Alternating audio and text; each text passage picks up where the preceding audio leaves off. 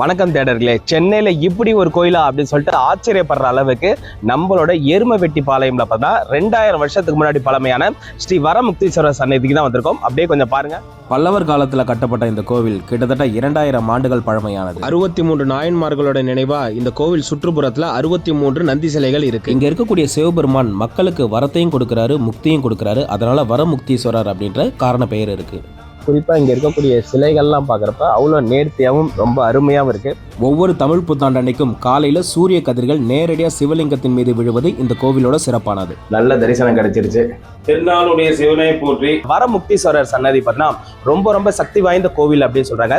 இங்க இருக்கக்கூடிய ஊர் மக்கள் எல்லாரோட ஒட்டுமொத்த நம்பிக்கையுமே இந்த கோயில் மேலதான் இருக்கு. பல வருஷத்துக்கு அப்புறம் பார்த்தா ஒரு கும்பாபிஷேகம் அப்படின்றது பிப்ரவரி 11ஆம் தேதி நடக்கும்போது இந்த கோவில்ல நீங்க ஒரு விஷயத்தை நம்பி வரீங்க அப்படின்னா கண்டிப்பா அந்த விஷயம் நடக்கும் அப்படின்னு சொல்லிட்டு இங்க இருக்கக்கூடிய ஊர் மக்களோட மிக முக்கியமான நம்பிக்கையா இருக்கு.